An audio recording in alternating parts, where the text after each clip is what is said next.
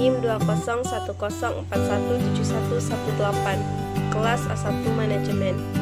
Kali ini saya akan membaca ringkasan materi bab 3 Manajemen Pemasaran, yaitu menganalisis pasar konsumen. 3.1 Perilaku konsumen. Perilaku konsumen merupakan hal yang mendasari konsumen membuat keputusan untuk pembelian. Beberapa definisi perilaku konsumen menurut para ahli yaitu sebagai berikut. Yang pertama, Angel, Blackwell, dan Minial. Perilaku konsumen adalah tindakan produk dan jasa, termasuk di dalamnya adalah proses keputusan yang mengawali atau mengikuti tindakan pembelian tersebut, yakni terlibat langsung dalam proses memperoleh, mengkonsumsi, bahkan membuang atau tidak jadi menggunakan suatu produk atau jasa tersebut. Yang kedua, The American Marketing Association. Perilaku konsumen adalah proses membagi interaksi dinamis dari pengaruh dan kesadaran perilaku lingkungan saat seorang melakukan pertukaran aspek kehidupannya. Ketiga, menurut Mowen, perilaku konsumen merupakan aktivitas ketika seorang mendapatkan, mengkonsumsi, atau membuang barang atau jasa pada saat proses pembelian. Yang keempat, menurut Shipman dan Kanu, perilaku konsumen adalah suatu proses yang dilalui seorang pembeli dalam mencari, membeli, menggunakan, mengevakuasi, bertindak pada konsumsi produk dan jasa, maupun ide yang diharapkan dapat memenuhi kebutuhan seorang tersebut. 3.2 Faktor yang mempengaruhi perilaku konsumen. Faktor-faktor yang berpengaruh terhadap perilaku konsumen. Yang pertama, faktor budaya. Budaya dan kelas sosial merupakan pengaruh penting dalam perilaku konsumen dalam melakukan pembelian. Budaya merupakan faktor penentu dasar dari keinginan dan perilaku individu tersebut. Subkultur mencakup kebangsaan, agama, ras, daerah geografis. Ketika subbudaya berkembang signifikan, maka perusahaan harus menyusun program yang tepat untuk subbudaya ini. Yang kedua, faktor sosial. Perilaku konsumen dipengaruhi oleh pergaulan sosial yang terdiri dari A. Kelompok acuan. Semua kelompok yang mempunyai pengaruh langsung atau tidak langsung terhadap perilaku seseorang. Kelompok yang berpengaruh langsung terhadap seseorang disebut anggota kelompok atau membership group. Anggota kelompok ini dibagi menjadi dua, yaitu primary group dan secondary group. B. Keluarga. Keluarga mempunyai pengaruh yang besar terhadap keputusan pembelian dilakukan seseorang. Keluarga ini bisa berasal dari keluarga inti yang terdiri dari suami, istri, dan anak-anak. Pada setiap produk berbeda-beda besarnya pengaruh anggota keluarga terhadap keputusan pembelian. C. Peran dan status.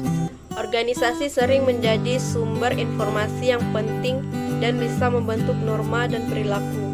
Kita dapat melihat posisi seseorang dalam organisasi melalui peran dan status.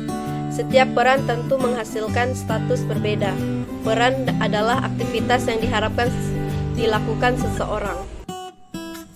Yang ketiga, faktor individu.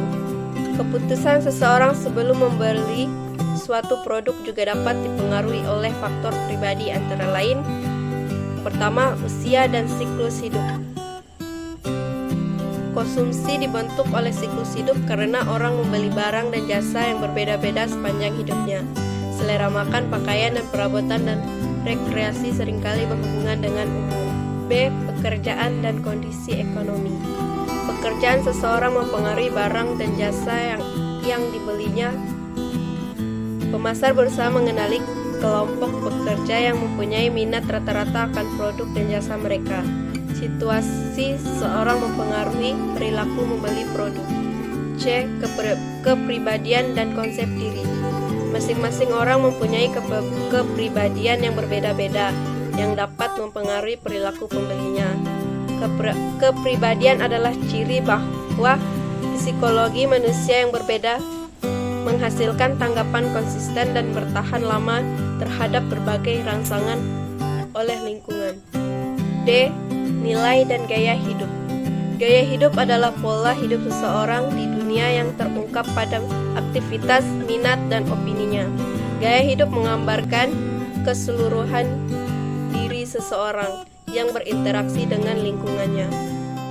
Yang keempat, proses kunci psikologi konsumen. Titik awal untuk memahami perilaku konsumen adalah memahami model perilaku konsumen. Faktor psikologi yang berpengaruh terhadap respon konsumen yakni A. Motivasi. Suatu kebutuhan menjadi motif jika didorong hingga mencapai tingkat identitas yang memadai. Motif adalah kebutuhan yang cukup mendorong seseorang untuk bertindak. Ada 3 teori yang mendasari tentang wacana motivasi, yaitu yang pertama, teori Freud.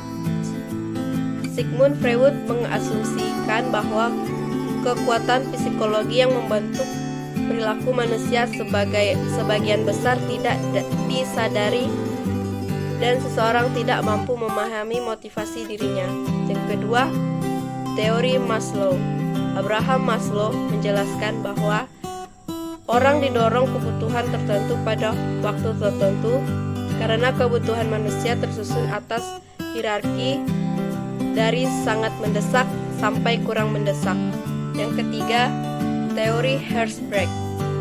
Friedrich Herzberg mengembangkan 2 faktor yang membedakan dissatisfier, faktor yang menyebabkan ketidakpuasan, dan satisfier, faktor yang menyebabkan kepuasan. B. Persepsi. Persepsi adalah proses yang dilalui dalam memilih, mengorganisasi, dan menginterpretasikan informasi guna membentuk gambaran yang berarti mengenai dunia. Orang dapat memiliki persepsi sendiri yang berbeda atas objek yang sama dengan proses persepsi sebagai berikut. 1. Perhatian selektif. 2. Penyimpangan selektif. 3. Ingatan selektif. Dan 4. Persepsi bawah sadar. C. Pembelajaran, learning. Ketika seorang konsumen bertindak, maka dengan sendirinya mereka belajar. Pembelajaran menggambarkan perubahan dalam tingkah laku individu yang muncul dari pengalaman. Dorongan adalah rangsangan internal kuat yang mendorong tindakan. Petunjuk adalah rangsangan kecil yang menentukan kapan, di mana, dan bagaimana tanggapan seseorang. D. Emosi. Tidak semua respon konsumen bersifat kognitif dan rasional. Mungkin banyak yang bersifat emosional. E. Ingatan atau memori. Memori adalah proses yang sangat konstruktif karena kita tidak mengingat informasi dan kejadian secara lengkap dan akurat. Usaha mengingat informasi merek tidak hanya tergantung kekuatan awal informasi tersebut dalam memori, melainkan karena faktor berikut. Yang pertama, kehadiran informasi produk lain. Dalam memori menghasilkan interpresensi dan menyebabkan kita gagal mengenal atau bingung dengan data baru. Yang kedua, waktu antara paparan terhadap informasi dan pemrograman berpengaruh. Semakin lama waktu tunda, semakin lama asosiasi itu.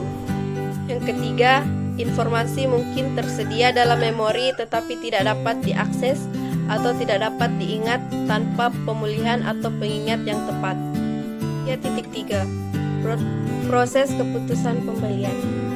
Proses yang terjadi dalam terjadinya keputusan pembelian oleh pelanggan melalui beberapa tahapan, yakni tahap 1, menyadari adanya kebutuhan atau permasalahan yang harus diatasi. Yang kedua, mencari dan mengumpulkan informasi tentang produk yang dapat memuaskan kebutuhan yang dirasakan saat ini. Yang ketiga, mengevakuasi aspek positif dan negatif masing-masing pilihan produk sebagai dasar untuk membuat keputusan. Yang keempat, membuat keputusan untuk membeli produk yang dinilai paling memenuhi persyaratan. Yang kelima, perilaku dalam penggunaan produk yang dibeli. Tahap keenam, perilaku pembeli sesudah menggunakan produk yang dibeli sesuai pengalaman saat mengkonsumsi produk berwujud perasaan dan tindakan. 3.4 Tingkat keterlibatan konsumen. Tingkat keterlibatan konsumen adalah seberapa intens seseorang konsumen terlibat dalam merespons stimulasi pemasaran yang disebabkan oleh: pertama, menurut model tingkat elaborasi yang menjelaskan bagaimana konsumen membuat evaluasi. Yang kedua, strategi pemasaran untuk produk dengan keterlibatan rendah. Yang ketiga, perilaku pembelian untuk selalu mencari variasi. 3.5 Mental accounting. Mental accounting menunjukkan cara bagaimana konsumen mengkodifikasi, mengkategori, dan menilai hasil finansial dari berbagai pilihan. Biasanya didasarkan pada prinsip kunci tertentu. Misalnya, 1. Konsumen cenderung memisahkan manfaat atau gains di mana setiap manfaat dinilai secara terpisah. Yang kedua, konsumen cenderung mengintegrasikan seluruh kerugian atau memandang tambahan pengeluaran secara positif. Yang ketiga, konsumen cenderung menjumlahkan semua kerugian yang kecil dengan manfaat yang lebih besar. Yang keempat, konsumen cenderung memisahkan manfaat yang kecil dari kerugian yang besar. Sekian yang dapat saya sampaikan. Atas perhatian saya ucapkan terima kasih.